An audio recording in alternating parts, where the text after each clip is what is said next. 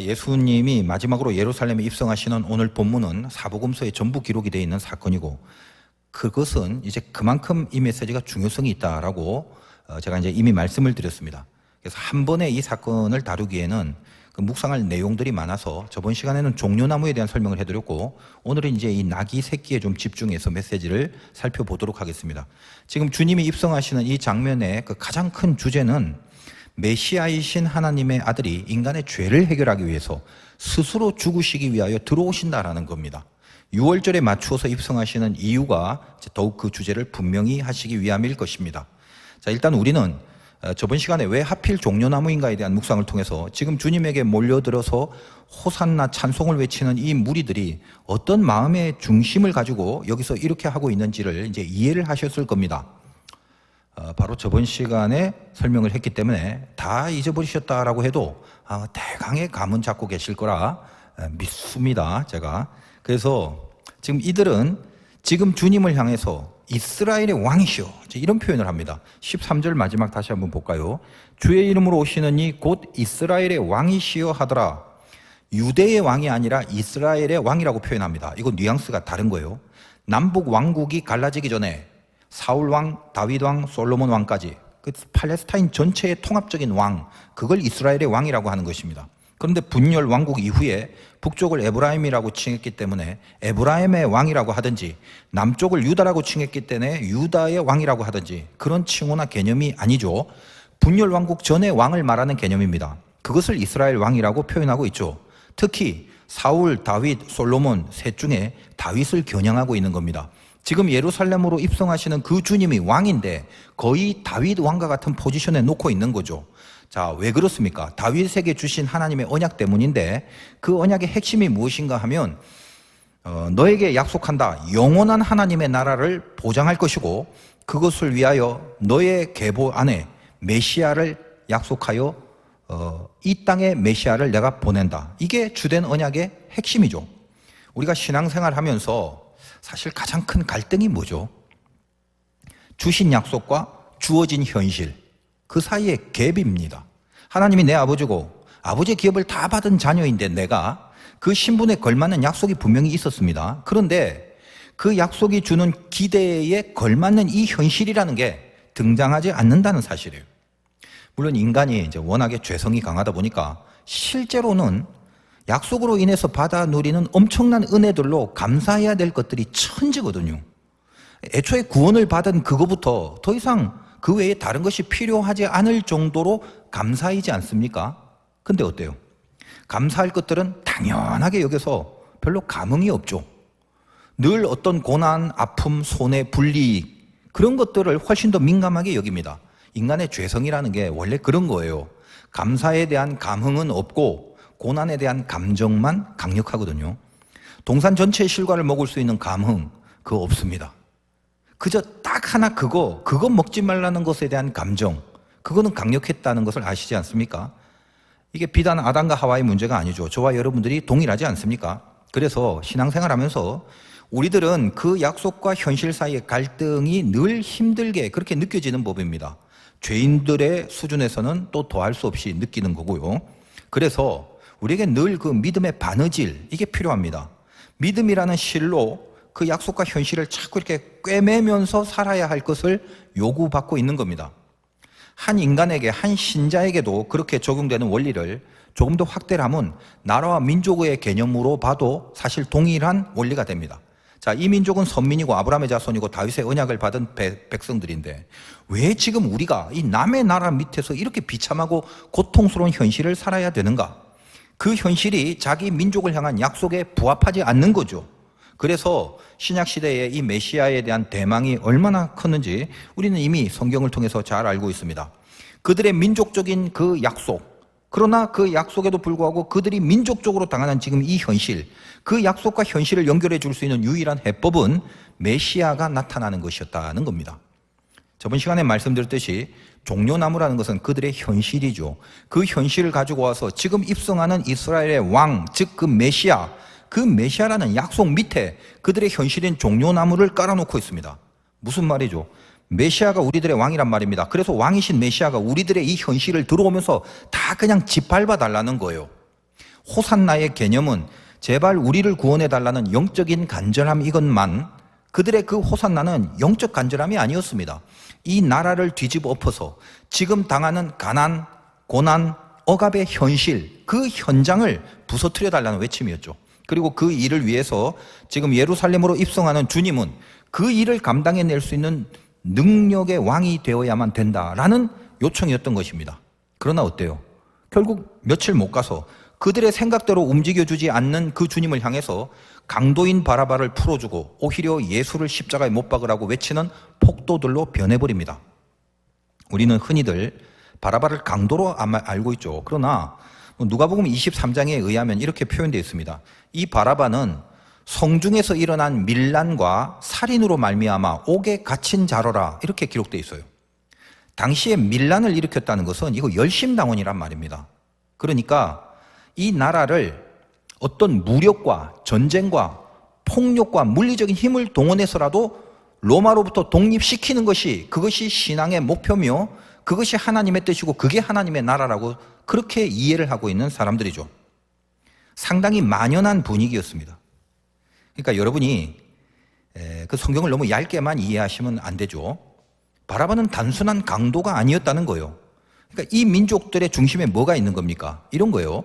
예수가 아무리 큰 능력을 발휘하는 진짜 하나님의 아들이라 할지라도 만약에 그 예수가 우리들의 육적인 요구와 이 현실의 문제에 대해서 어떤 우리의 바램대로 뭔가를 이루어주지 않는다면 하나님의 아들이 아니라 하나님의 하렙이라도 필요 없다라는 거예요. 참 무섭죠. 바라바는 비록 강도 같은 죄인일지라도 적어도 열심당의 한 사람으로 자기들의 뜻과 일치하는 방향으로 밀란이라도 일으켰던 자란 말이에요. 자기 입맛에 맞지 않는 하나님의 아들인 예수보다 자기들의 입맛에 맞는 이 열심당인 바라바가 더 낫다라는 주장이었던 것입니다. 이제 오늘 본문 14절을 한번 보겠습니다. 예수는 한 어린 나귀를 보고 타시니, 한 절입니다. 오늘 어린 나귀라는 표현을 사복음서의 기록을 토대로 다 살펴봐야 합니다. 복음서마다 조금씩 다르게 표현된 것을 오늘 제가 전부 다 종합을 해서 통합을 시키는 작업을 할 것입니다. 향유 옥합 사건을 이제 그렇게 했죠. 통합. 이제 그러니까 벌써부터 좀 긴장이 되죠. 오늘도 일찍 끝나긴 틀렸다 싶으실 겁니다. 그런데 저도 참 이게 늘 고민입니다. 그러니까 이제 가만히 생각해 보니까 이런 것 같아요. 사람이 그렇게 오래 살지 못하더라고요. 여러분들이 아마 그 평생 요한복음에 대해서 이런 식의 이해를 해볼 수 있는 기회는 이번이 마지막이다라고 생각하시면 틀림없을 겁니다.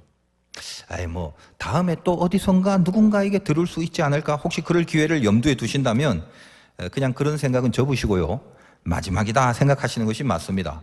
저도 그렇게 생각하기 때문에 다음에는 기회가 없을 것을 알고 이제 모조리 전해드리려고 하는 거니까 그런 차원에서 이해를 해주시길 바라요. 제가 이제 본격적으로 이 어린 나귀에 대한 어떤 분석을 하기 전에 잠시 한번 우리가 화두를 제가 던지겠습니다. 오늘 15절 한번 볼게요. 이는 기록된 바 시온 따라 두려워하지 말라. 보라, 너의 왕이 나귀 새끼를 타고 오신다 함과 같더라. 자, 이 문장에 관주가 붙어 있죠. 시온 따라 앞에 기역, 밑에 보시면 석 9장 9절 이렇게 되어 있습니다. 스가랴 9장 9절에서 인용한 말씀이라는 거예요. 그래서 거기를 한번 찾아보겠습니다. 스가랴가 좀 찾기 어려우면 제가 안 찾아볼 건데 찾기가 굉장히 쉬워요. 구약의 제일 마지막이 말락이고 말락이 바로 앞에 있습니다. 스가랴 9장 9절을 봅니다.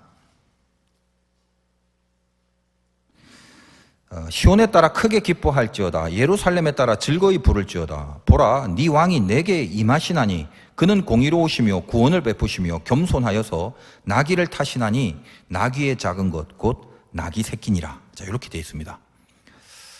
자, 그러면 오늘 요한복음의 본문 15절하고 이 본문을 이제 스가랴에서 인용했는데 그 인용한 방금 읽은 스가랴의 내용하고 차이가 혹시 뭔지 아시겠습니까? 여러분 생각하려면 이제 머리가 아프실 거니까 아예 바로 제가 가르쳐 드릴게요.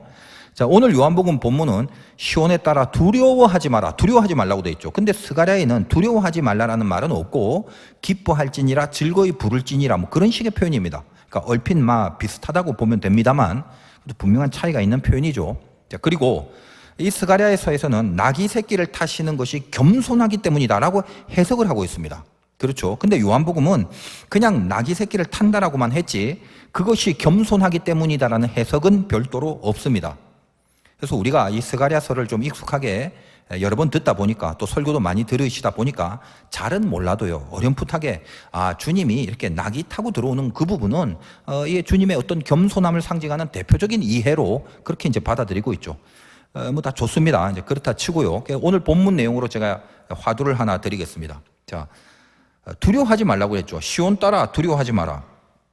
그래 놓고 그 이유가 너의 왕이 나귀 새끼를 타고 오신다 한가 같더라라고 하잖아요. 그러면 오늘 말씀의 제목이기도 합니다만 주님이 나귀 새끼를 타고 오는 거 그게 우리가 두려워하지 말아야 할 것과 무슨 관계가 있는 겁니까?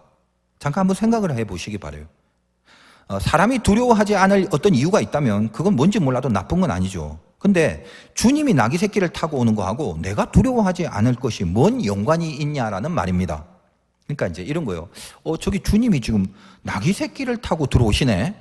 야, 난 이제 두렵지 않아. 이거예요. 왜 그런가? 이 도대체 뭔 관계란 말이나 이 말이에요.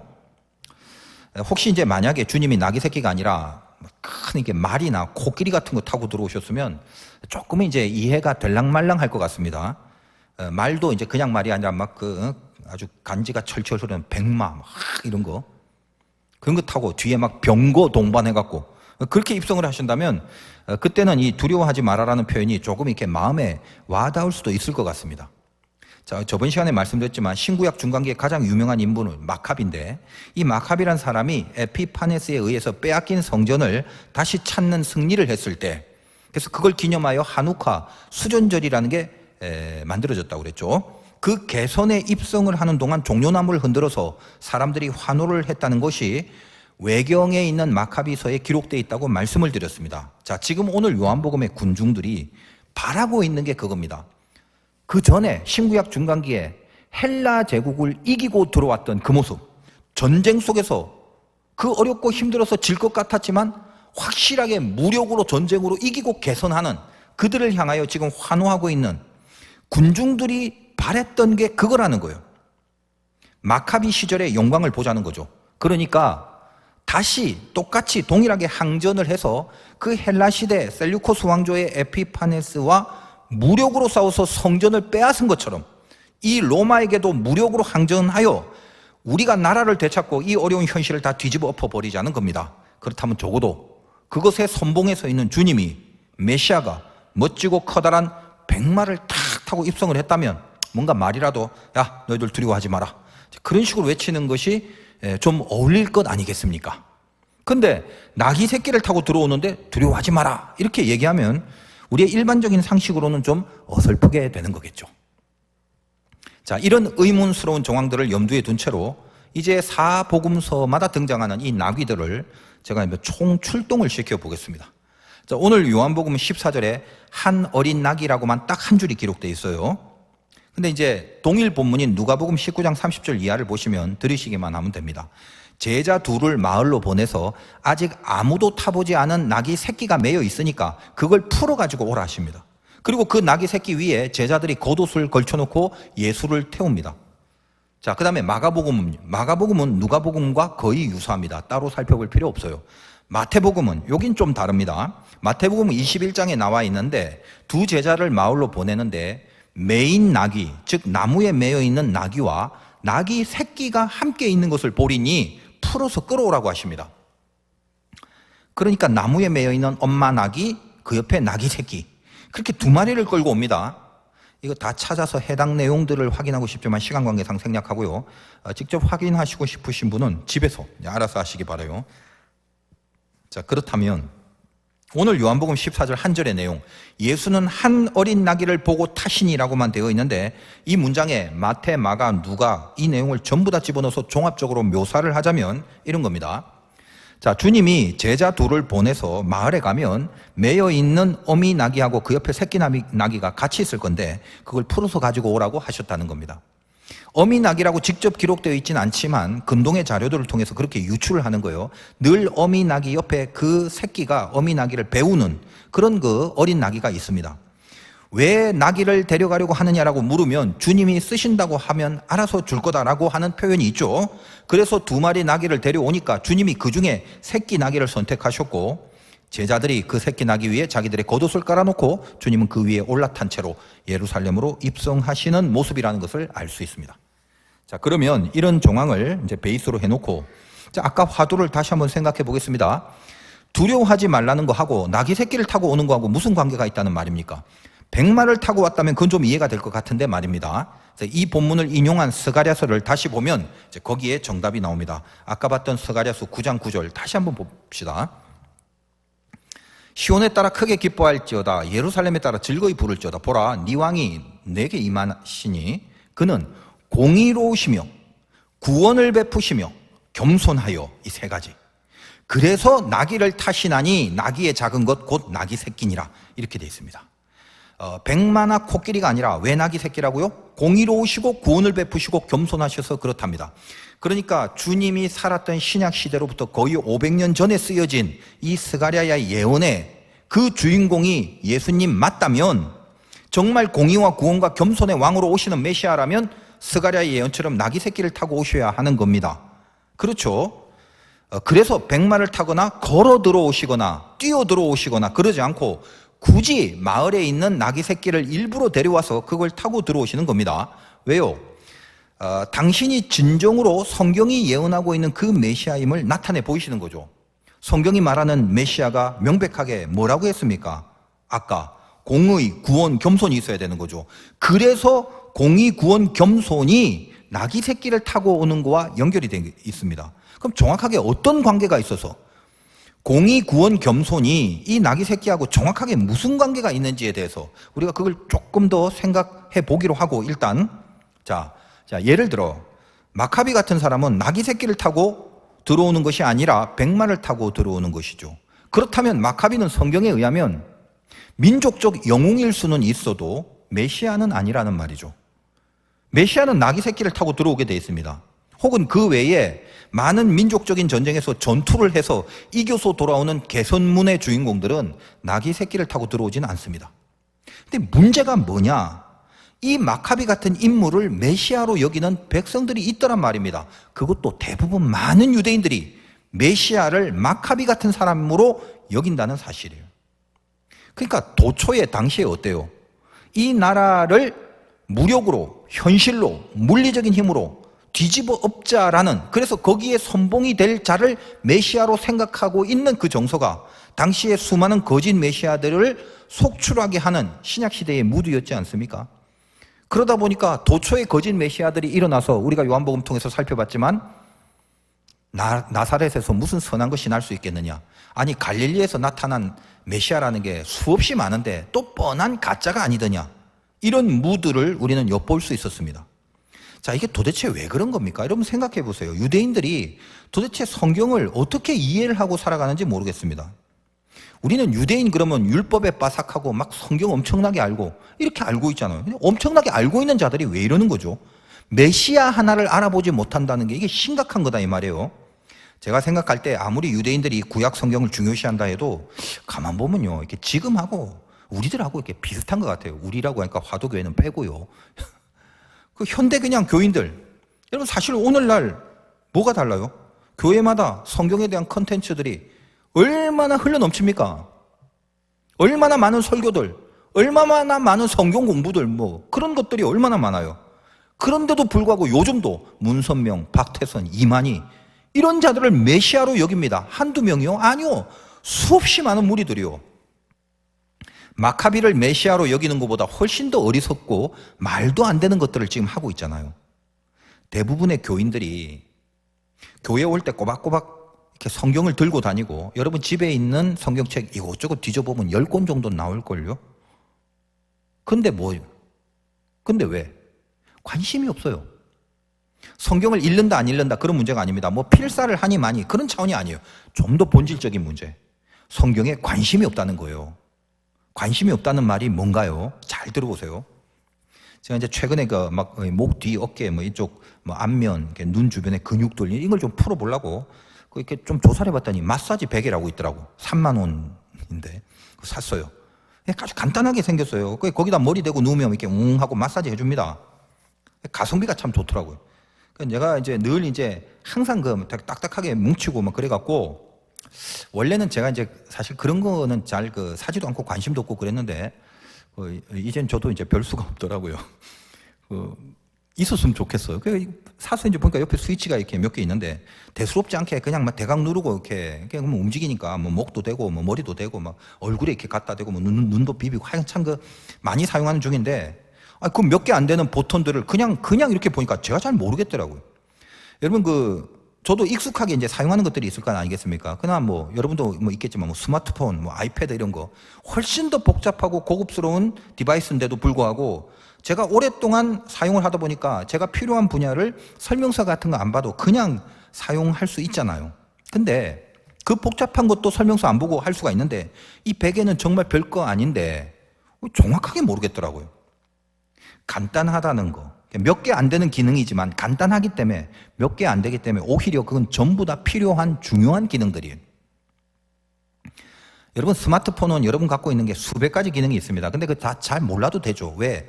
자기한테 필요한 것만 알면 되잖아요. 근데 베개는 다르더라고. 몇 개 안 되는데 그 중에 하나라도 모르면 중요한 사용을 못 합니다. 뭐 불이 들어오는 기능, 뭐 온열도 있고 정방향, 역방향 뭐 그런 것들이 있는데 그 베개 옆에 이렇게 버튼에 그려진 사인들이 애매해요. 그래서 그 표시만 갖고는 선뜻 잘 모르겠더라고. 막 헷갈리고 있다가 결국 어떻게 했냐면 버려버린 설명서를 다시 주워 들고 읽었어요.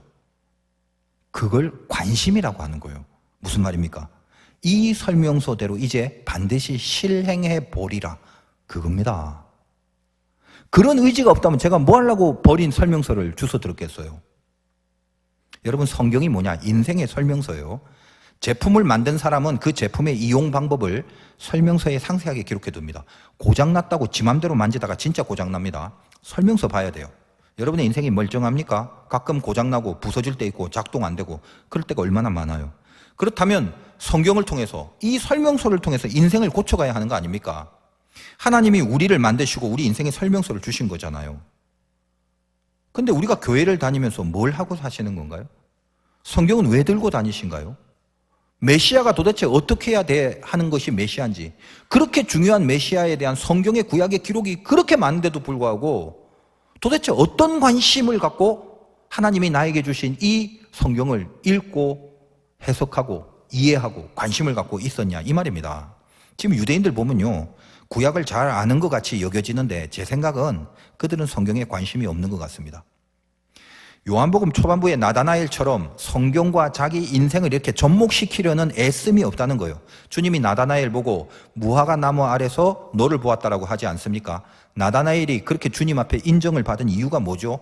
성경을 가지고 있어서가 아니라 성경을 자기 인생에 적용시키려는 몸부림이 있었던 곳, 그곳이 무화과 나무 아래라고 그때 제가 설교를 통해서 말씀을 드렸지 않습니까? 유대인들이 스가랴서 뿐만 아니라 구약의 여러 가지 예언서를 진지하게 묵상을 했다면 지금 나귀 새끼를 타고 오시는 주님에 대한 개념이 잡혀야 하지 않습니까? 다시 우리 스가랴 9장 9절 다시 한번 볼게요. 중간에 보라 네 왕이 내게 임하시나니 공의로우시고 구원 베푸시고 겸손하여서 나귀를 타고 오신답니다. 자, 그러면 그 공의와 구원과 겸손이 뭐냐 이거예요. 바로 그 밑에 9장 10절에 이렇게 되어 있습니다. 내가 에브라임의 병거와 예루살렘의 말을 끊겠고 전쟁하는 활도 끊으리니 그가 이방 사람에게 화평을 전할 것이요 그의 통치는 바다에서 바다까지 이르고 유브라데 강에서 땅끝까지 이르리라. 자, 에브라임은 북왕국을 대표하는 것입니다. 따라서 북왕국의 병거, 그리고 예루살렘은 남왕국이니까 남유다의 말을 끊는답니다. 전쟁하는 활을 끊는답니다. 사람에게 화평을 전한답니다. 무슨 말이죠? 병거나 말, 그런 물리적인 힘, 항전, 싸움, 활 쏘는 거 이런 거 안 한답니다. 누가요? 메시아가요. 그래서 나귀를 탑니다. 그것도 새끼를 골라서 탄답니다. 전쟁을 안 하고 병거와 말을 사용하는 일을 안 하는 것이, 그게 바로 공의와 구원과 겸손과 연결되는 거예요. 메시아가 그렇게 하신다는 게 성경의 분명한 예언이지 않습니까? 그런데 성경을 그토록 중요시한다는 그 유대인들이 도대체 평소에 뭘 묵상하고 뭘 어떻게 이해하고 갖고 다녔던 건가요? 바리새인들이나 율법사들이 그렇게 율법을 존중한다고 하면서 그 엘리트급들인 서기관들이나 이런 사람이 도대체 그 백성들에게 어떤 설교를, 어떤 강의를, 어떤 메시지를 성경을 통해서 전했던 건가요? 유대 종교 지도자들은 백성들에게 무슨 내용의 설교와 성경 공부를 시키고 있었던 건가요? 안타깝다라는 거예요. 그토록 오래된 성경이지만 저는 요즘 그래요. 살아 움직이는 말씀이라는 사실 갈수록 실감합니다. 그 예전에 쓰여진 오래된 성경이지만 여기에 스며 있는 원리가 요즘하고 적용시켜 볼 때 다를 게 하나도 없거든요.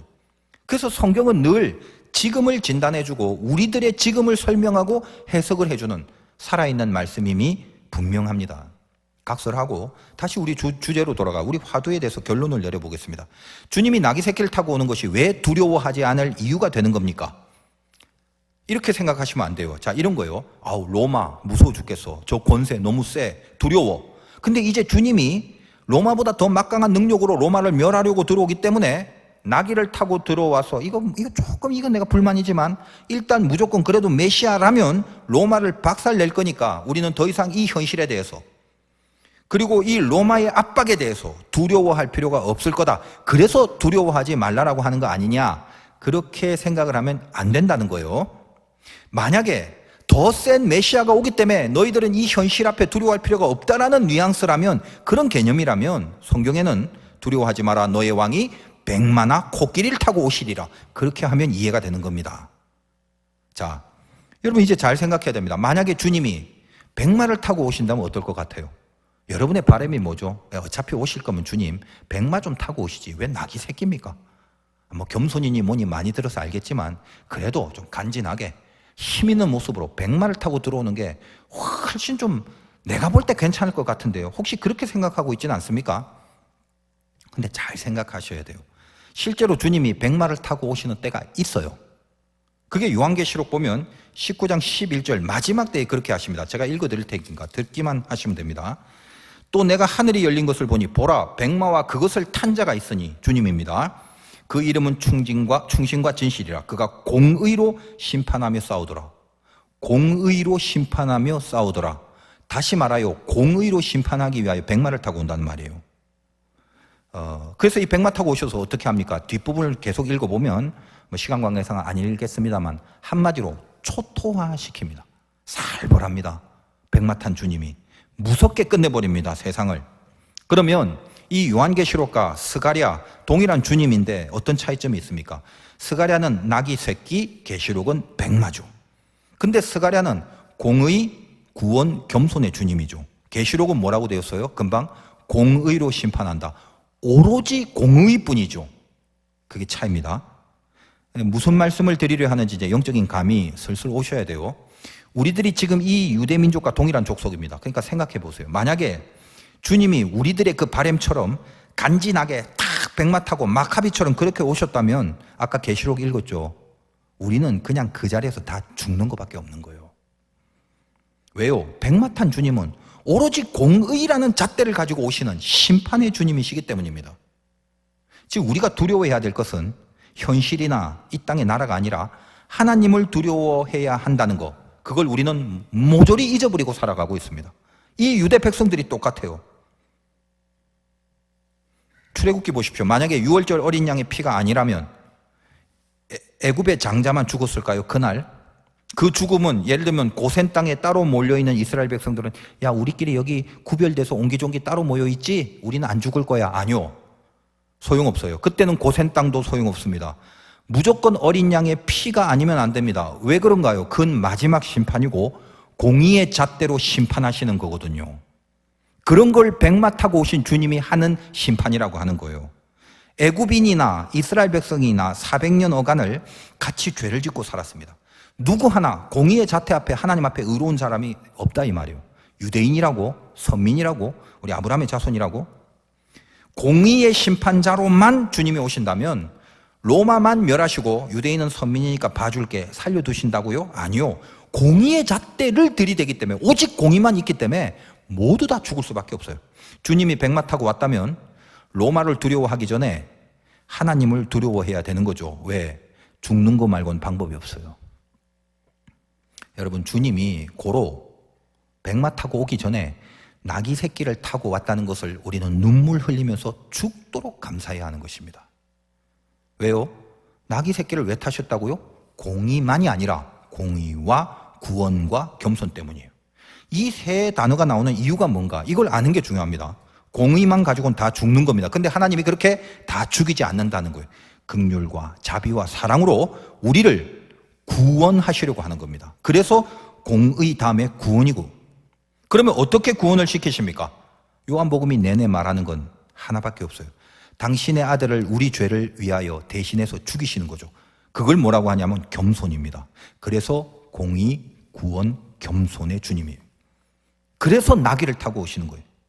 하나님이 친히 인간이 돼서 이 땅에 인간의 몸을 입고 내려오셔서 찔리는 아픔, 맞는 고통, 피 흘리는 그 쓰라린 고통과 아픔을 고스란히 느끼심으로 인간의 죄에 대한 형벌을 대신 받으시고 제물이 되어 죽으시는 거, 그게 겸손이라는 것입니다. 그게 주님의 겸손이란 뜻이에요. 주님이 겸손하다니까 무슨 인간적인 인격 정도를 말하는 게 아닙니다. 그 사람 참 겸손해서 벤츠를 탈 수 있는 분인데 모닝을 타시더라. 그런 이야기가 아니라는 거예요. 백마를 타실 수 있는 분인데 나귀를 타시더라. 그런 게 아니고요.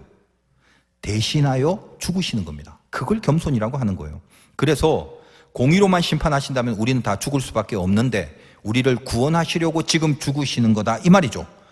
이제 모든 구원이 끝나는 마지막, 정작 역사의 마지막에는, 그때는 비로소 주님은 그때 비로소 백마를 타고 오실 겁니다. 그런데 지금은 아직 그러시지 않습니다.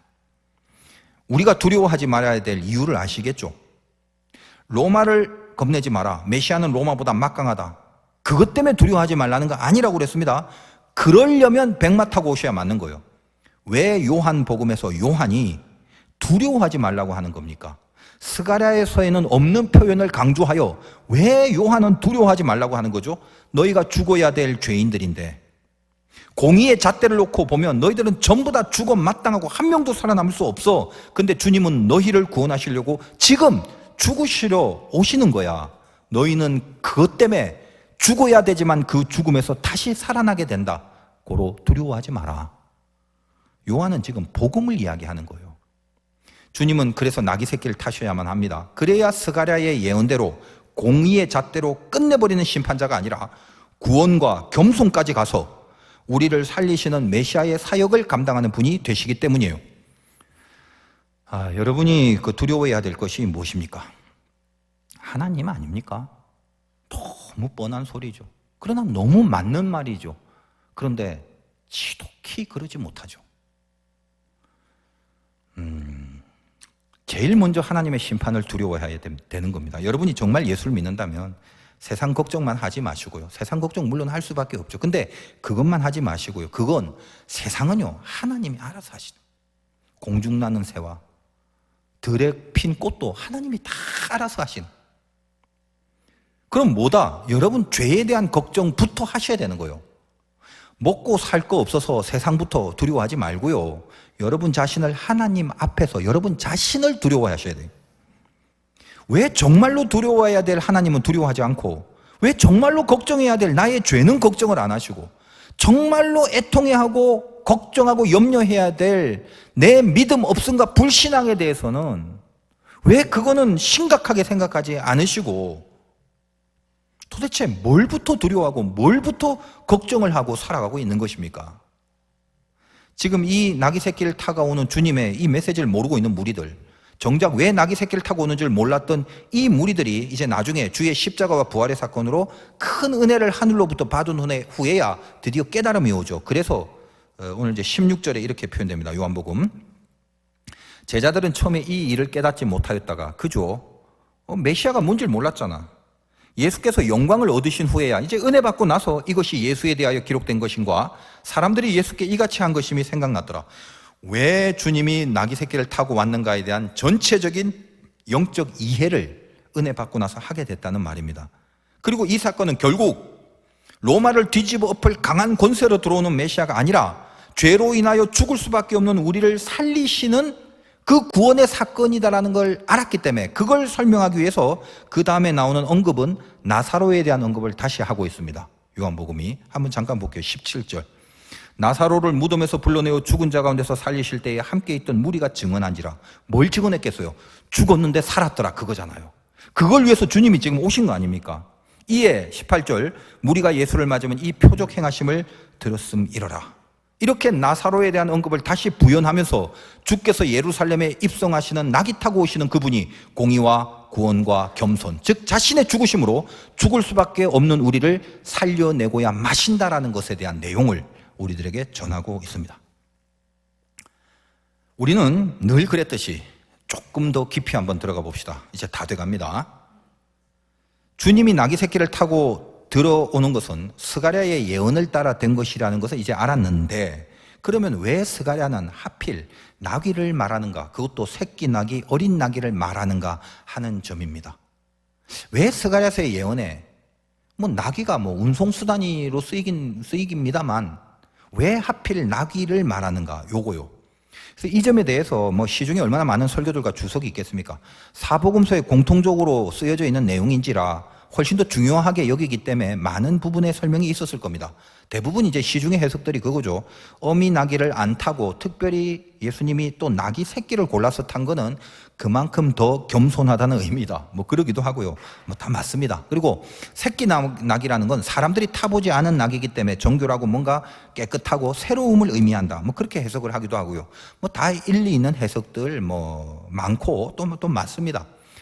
그 정도 차원에서 이제 시중에 나오는 많은 설교나 해석들이 있으니까 그러면 그대로 다 받아들여도 상관은 없을 것 같습니다. 근데 오늘 저는 제가 받은 은혜, 이 말씀을 통해서 하나님이 저에게 주신 은혜와 메시지를 나누겠습니다. 요한복음은 처음부터 끝까지 구원에 대한 이야기를 하겠다고 제가 늘 말씀드리지 않습니까? 주님이 예루살렘으로 입성하시는 것은 힘과 권세나 능력으로 뒤집어 엎으려고 오는 정치적 메시아가 아니라고 했습니다. 그래서 6월절에 오시는 거죠. 왜요? 6월절이 뭐예요? 구원의 원조, 구원의 모든 원리가 들어있는 사건이죠. 어린 양의 피 흘려 죽으심이지 않습니까? 그래서 요즘 제가 젊은이 예배 때 출애굽기 설교합니다만 그 진도가 그 6월절에 대한 메시지들을 지금 다루고 있는 중입니다. 그래서 출애굽기 13장 12절을 보면 그냥 들으세요. 이렇게 돼 있어요. 너는 태에서 처음 난 모든 것과 너에게 있는 가축의 태에서 처음 난 것을 다 구별하여 여호와께 돌려라. 수컷은 여호와의 것이니라 라고 되어 있습니다. 그러니까 이런 거예요. 6월절 절기를 지키라는 규례 속에 뭐가 들어가 있냐면 초태생, 가축들 중에 처음 난 거, 니들 사람들 중에 처음 난 첫 새끼는 하나님의 것이기 때문에 하나님께 드리라는 얘기를 하고 있어요. 근데 이런 게 왜 나왔냐? 6월절 절기를 기념하고 기억하고 그거를 영원히 기리기 위해서 이 규례를 만든 겁니다. 장자를 살려줬잖아요. 이스라엘의 장자를, 애굽의 장자는 죽이시고. 그래서 장자를 살리신 게 하나님의 은혜다라는 걸 기리기 위해서 초태생을 하나님께 드리도록 한 겁니다. 자, 이 부분을 잘 이해를 해야 돼요. 실은 애굽의 장자가 죽었다 할 때 장자만 죽어야 하는데, 근데 이게 다시 살리셨다. 장자를 갖고 논하는 게 아니라 장자가 뭐냐면 모든 것을 대표하는 상징입니다. 그래서 장자를 죽인다는 건 모든 걸 죽인단 말이고, 그러므로 애굽의 장자를 죽인 것은 실은 애굽을 다 죽인 걸 말하는 거예요. 장자를 살린다는 것은 모든 것을 살리신다는 뜻이고, 그래서 이스라엘의 장자를 살리신 것은 모든 이스라엘을 다 살리셨다는 말이에요. 오늘 아까 출애굽기 말씀 중에 그러니까 장자가 내 것이다라는 하나님의 표현은 장자만 내 거란 말이 아니라 모든 것이 내 것이란 뜻이고, 내가 장자를 드린다는 것은 장자만 드리는 게 아니라 모든 것을 드린다는 개념이 되는 것입니다. 여러분, 11조라는 게 바로 이 원리죠. 10분의 1은 하나님이 드시고 나머지 9는 내가 먹을게요. 그게 아닙니다. 모든 것이 하나님의 것임을 고백하는 상징으로 그 1을 드린 겁니다. 전부를 드리는 거예요. 그 1이 실은 모든 거란 말이죠. 그것이 11조 안에 들어가 있는 정신이다 이 말입니다. 그런데 그 출애굽기 그문에 초태생을 하나님 앞에 드려라 해놓고 그 다음 절 13절에 나귀에 대한 이야기가 나와요. 제가 읽어드릴게요. 이제 오늘 진도상 젊은이 예배 때 해야 될 본문인데 공교롭게도 오늘 말씀과 연결이 되네. 거기 13절에 뭐라고 되어 있냐면, 나귀의 첫 새끼는 다 어린 양으로 대속할 것이요 그렇게 하지 아니하려면 그 목을 꺾을 것이며 네 아들 중 처음 난 모든 자는 대속할지니라, 이렇게 되어 있어요. 그래서 초태생을 드리는 규례에 대해서 조금 더 직접적으로 구체적으로 얘기한 부분인데 이런 거예요. 야, 아들 낳지? 장자지? 이름 갑돌이라며. 그래, 그 갑돌이는 하나님 거잖아. 하나님께 드려라, 이거요. 갑돌이를 드리려고 하니까 갑돌이를 드릴 수는 없잖아요. 그래서 갑돌이를 드린다라는 상징을, 어린 양을 대신 잡아서 하나님께 드립니다. 하나님, 이게 갑돌이에요. 이걸 대속이라고 한단 말이에요. 사람을 잡아서 드릴 수는 없잖아요. 뭐 이방의 인신 제사도 아니고. 자, 그런데 사람 말고 가축은 그 가축의 첫 태생을 그대로 직접 드리는 거예요, 제물로. 근데 나귀가 나와요. 다른 동물이 아니라 나귀에 대한 언급. 나귀가 첫 새끼를 낳으면 그것도 장자다. 그러니까 그 첫 새끼를 하나님께 드리면 되잖아. 사람이 아니라 동물이니까. 사람은 어린 양으로 대속을 하면 되지만 동물은 첫 새끼를 그대로 드리는 게 초태생을 드리는 거거든요. 소가 첫 새끼 나오면 첫 새끼 제물로 하나님께 드리면 되는 것처럼. 근데 왜 유독 성경이 말하길, 하나님은 뭐라고 하셨습니까? 나귀는 첫 새끼를 낳으면 그걸 드리는 게 아니라 어린 양으로 대신해서 드리라고 하는 겁니까? 왜 그런 말이 적혀져 있죠? 읽어보면 그렇게 적혀져 있어요. 아까 읽어드렸죠. 그게 바로 오늘 요한복음 사건의 키가 여기 걸려 있는 겁니다.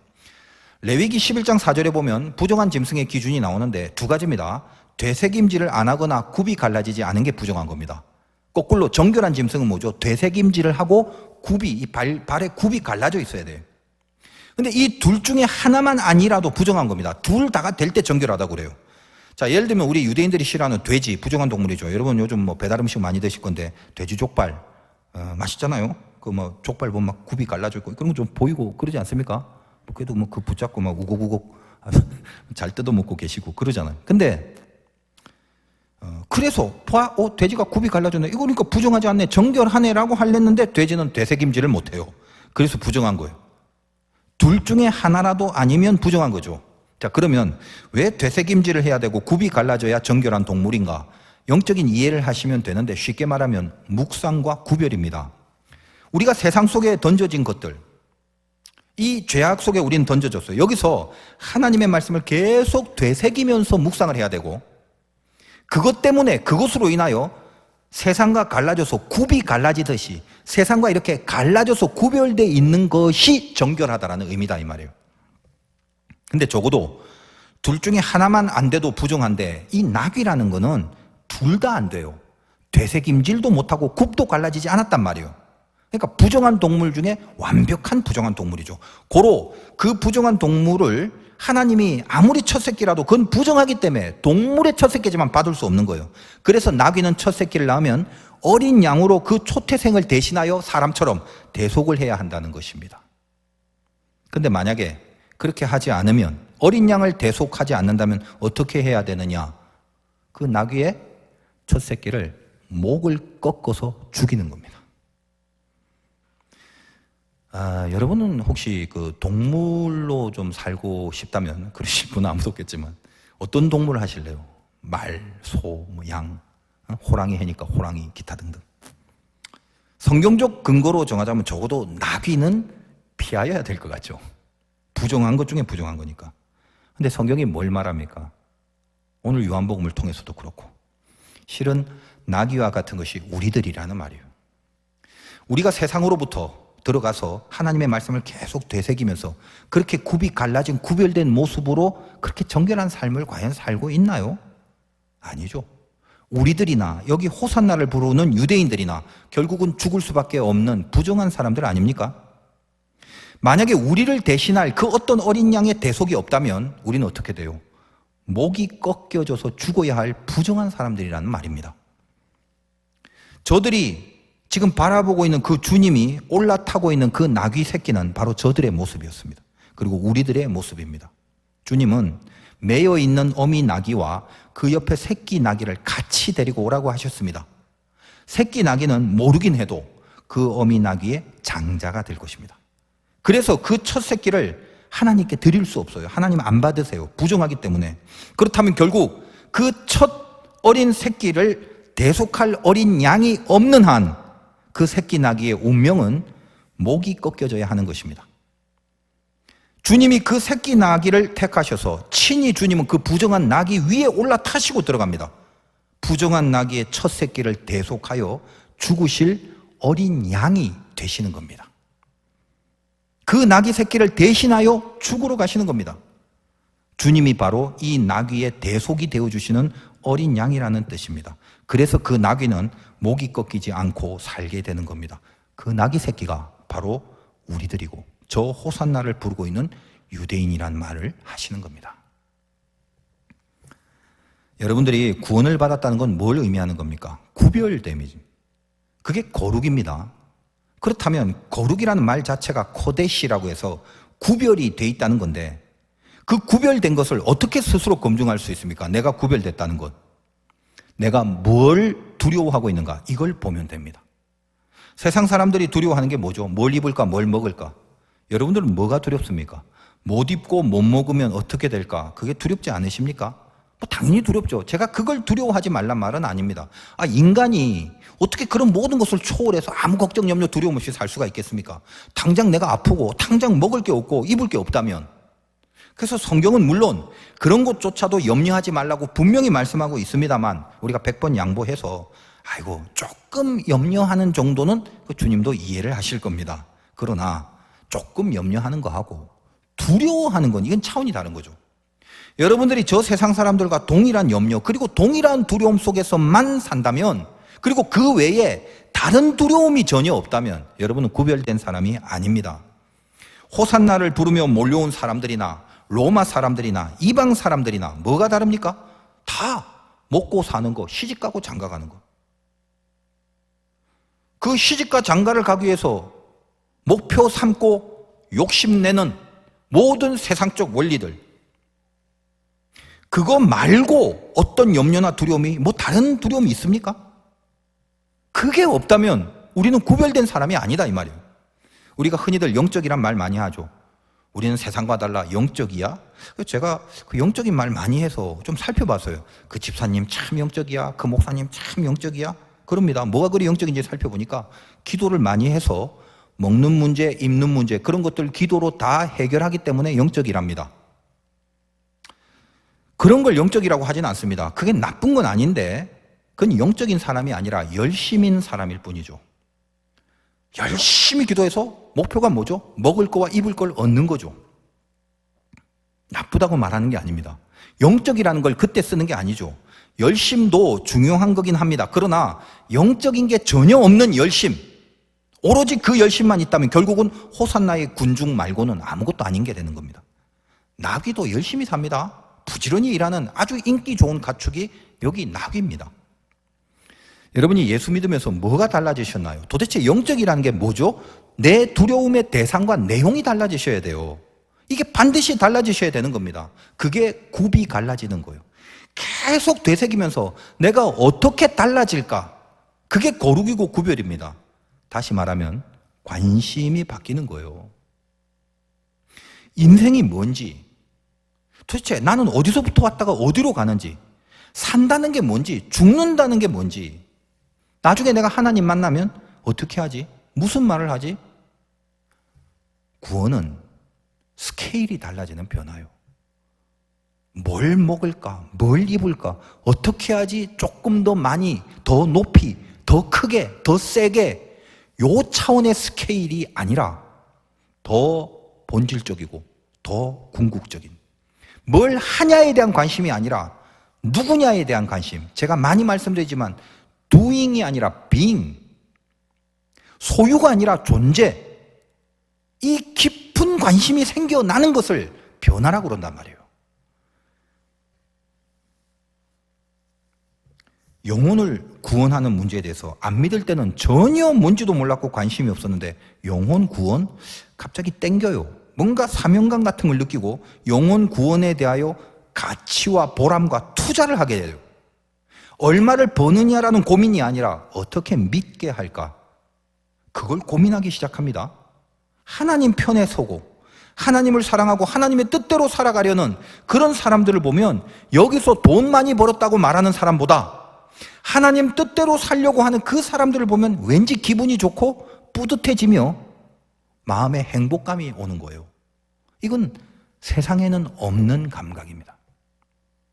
세상에는 없는 감각을 가지고 살아가는 거, 이걸 구별됨이라고 하는 거예요. 여러분 뭐가 두렵습니까?